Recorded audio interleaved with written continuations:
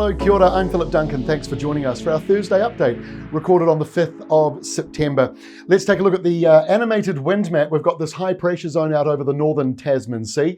That's encouraging this milder northwesterly flow, which is a bit more of a sou'wester for the top of New Zealand, but that's the reason why it's not overly cold, although we did have a bit of a cooler start to the morning this morning. Low pressure is down here in the darker shading, and there is plenty of low pressure tracking past the country over the weekend, especially on Saturday, but again at the start of next week. So let's get into the forecast. Here we are at lunchtime on Friday. The high hasn't moved, it's in the North Tasman, and that means that the airflow coming out of Queensland and New South Wales is spreading into parts of the North Island. The South Island's got airflows from the interior of Australia moving in. So your temperatures are certainly up at the moment, or going up, as those west to northwest winds move through. A few showers on the western side of the North Island, won't be much. More sort of rain coming into the southern half of the south, and maybe a couple of showers around Fovo Strait. But again, most places are dry. Temperatures, they've lifted up a couple of degrees in the lower part of the South Island. We're seeing that blue in the mountains basically disappear, and warming up again around the North Island after what was a slightly cooler day over the last couple of days.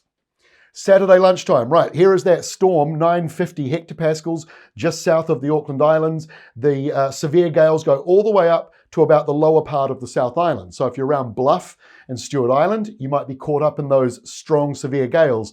Further to the north, you've got the squash zone between the high and the low, and that makes another burst of windy weather squeezed here through the mountains. So Canterbury up to the lower North Island, severe gales are possible. And on top of all of that, heavy rain over on the west coast. So Saturday is a busy day. Keep up to date with the Met Service warnings. The further north you are, it won't be as windy, and it certainly won't be as cloudy or as wet. Maybe a couple of showers coming into the western side, but really it does look mostly dry. Sunday, or at least Saturday night, early Sunday morning, that cold front comes up. This is where it is at lunchtime on Sunday. The pale blue means there's not much in it. So it'll be a little bit cloudy, maybe a few showers as it passes through earlier in the morning, and then a couple more showers following behind it in the windy sou'wester.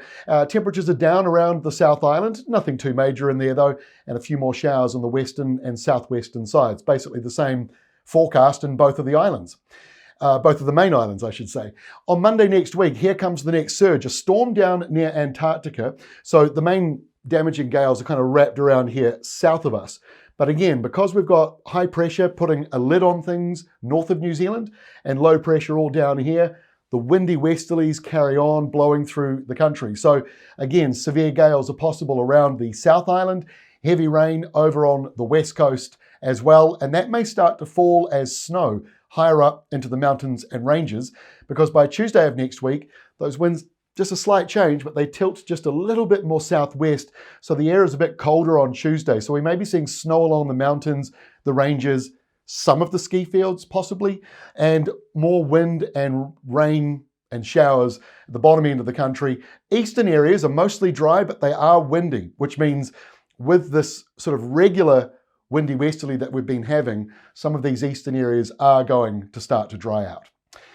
And one more map, the rainfall for the next 7 days, taking us through till Wednesday of next week. Most of the rain falling over here, over on the southern half of the west coast, over 200 millimetres. But the further north you go, going up to places like Greymouth, you're not seeing as much rainfall, so sort of in the 60 to 80 millimetre mark. So spill over into Southland and Otago, maybe a little bit into some of the waterways around the South Island, and mostly dry on the North Island, at least on the eastern side here where you've got that pink shading.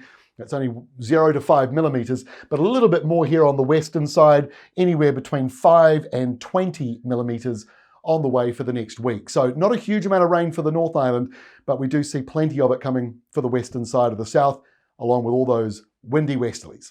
That's all from me. Back again tomorrow, Friday. We'll see you then with our weekend update.